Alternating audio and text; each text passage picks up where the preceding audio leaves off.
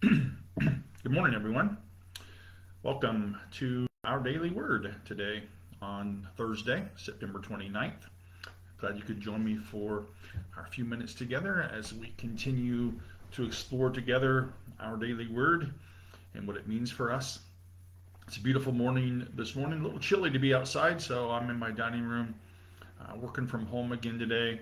Having a lot of trouble with this left leg of mine, so decided just to stay home and work from home today.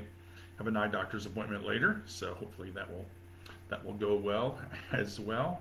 Um, this morning's text, I I like to think about our lives and how we're living them in the midst of the struggles, whether it be the ongoing pandemic or just life has struggles. The wedding I officiated last weekend, I talked to them about highs and lows, and I always have couples when I marry them take deep breaths and hold them in, and I have everyone at the wedding do that as well because I want for that moment of their life when they take that deep breath and hold it to become a part of them, and that they remember the day. And then in the moments of highs and the moments of lows in their life, and then of course, like us, everything else is kind of lived in the middle. They can find that, and it helps them. Well, it gives them hope. I relate that to our faith, and that in the midst of our struggles, in the midst of the unknowns of the pandemic, I'm an optimist by heart, and by trade, and by faith, and I just believe, and I'm optimistic, that love will prevail, that hope will prevail, that science and technology and common sense, if you will prevail, and that together, you know, um, we'll make the world a better place. I'm a wild optimist about all of that, and that's who I've been and who I'll always be, I guess. I hope. But from Hebrews, not but Hebrews, we hear these words. Hebrews 10:23 through 25. Let us hold fast to the confession of our hope without wavering, for he who is promised is faithful. And let us consider how to provoke one another to love and good deeds, not neglecting to meet together as is the habit of some, but encouraging one another, all the more as you see the day approaching.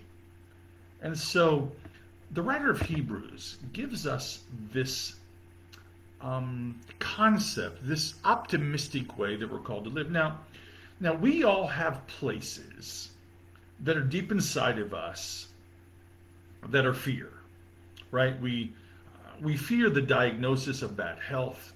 We fear death, if you will. Sometimes, we fear sometimes when the phone rings. We listen to the weather forecast. If we watch the news, which I really don't watch much news, but if we watch the news or the strands of conversation about the pandemic and all of that, we have places inside of us that fear resides. I don't think we can help it. I have those fears too. I have fear about this stupid leg not working right. And Kim, my therapist, and Julie, and Vicky, and Katrina, they're all just convinced that we're going to get there. It's going to take time, but we're going to get there, and they keep working hard. But I have this fear. I think it happens to us, right? So if you in your life you recognize the places of fear inside of you. But we also have inside of us places as well, places that we call hope and faith and trust. And the scripture kind of points that out to us. Let us hold fast to the confession of our hope without wavering, for he who has promised is faithful. So, if you believe like me that we have inside of us fear, because that's who we are, but we also have inside of us trust and hope and faith, we choose daily to lead from one place or to lead from the other. We can lead our lives and live our lives daily from places of fear. And trust me, I know people who do, who live their lives from places of fear. They're afraid to leave the house, they're afraid to take a trip, they're afraid to go on an airplane. You know, they just live in places of fear. And then we choose though to either live from that, you see, or to live from the place inside of us that the scripture reminds us we have. Places not riddled with the fault lines of fear, but instead live with hope that is not wavering. Now, hope and trust and faith, we have that inside of us as well. It's an important part of our life's journey and who we are and where we might choose to lead from those places. And even though we choose to lead from that, fear still has its place. It stands close to us. But we stand, if you will, on the ground where the scripture says to us very clearly, for God who has promised is faithful. God who has promised is faithful. And as I read the scripture, and as I think about who God is and who God has been in my life and continues to be, and then my relationships with other people, and as we do this faith journey together, I think the scripture reminds us, God is always, the scripture says that God paves the way ahead of us, that God goes before us. If we read Isaiah, this reminder that God fills in the valleys and smooths out the rough places and lowers the mountains and always goes before us. I believe that God goes before us to lead the way, that God walks beside us to hold our hand, and that God goes behind us, sometimes to push us, sometimes to give us a swift kick in the backside, because the God who promised us is faithful. And then the scripture says, if we live in hope, if we choose to lead from places of hope and trust and love, let us consider how to provoke one another to love and good deeds. Provoke one another to love and good deeds. Now, I think in our world, we do enough provoking, right? We and I sometimes do too. We like to stir the pot. We provoke each other with all these things that are going on in the world right now. But the scripture says we should provoke one another to love and good deeds. So here we are in the midst of our lives, and we have this fear inside of us, but we also have hope. And I choose, not always, I confess. There's sometimes I fall prey to the fear in my life.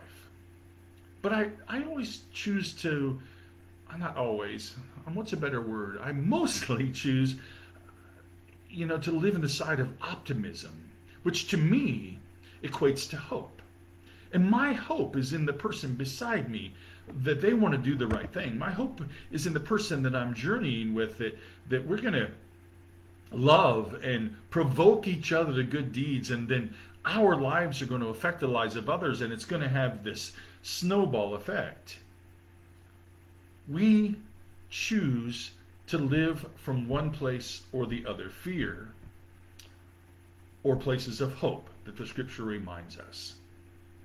And when we choose, you see, to live from places of hope, then I think we lead others to more trustworthy ways of being hopeful and faithful in the world.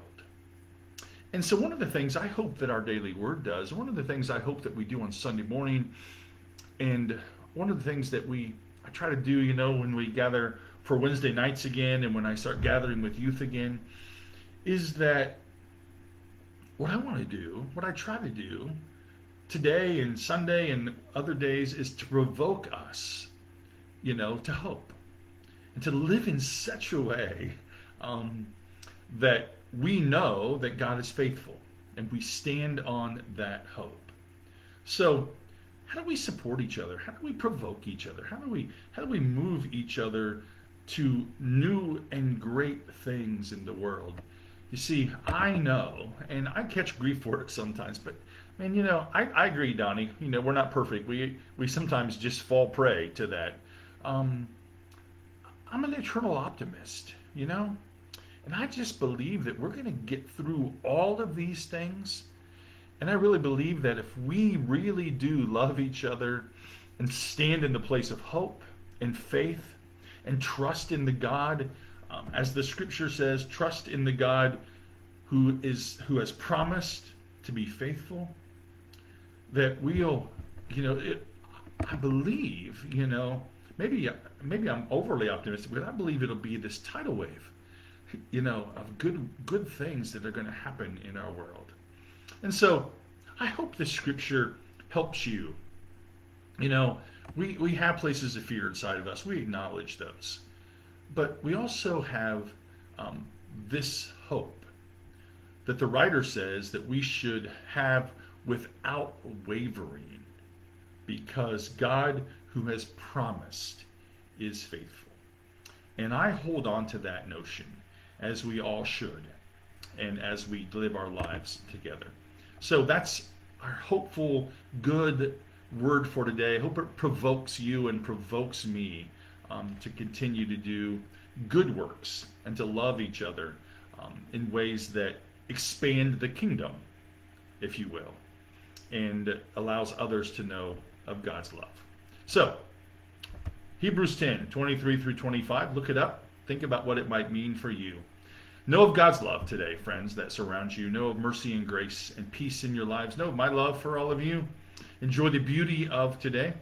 And I will look forward to seeing you tomorrow morning at 10 o'clock. Have a great day, my friends.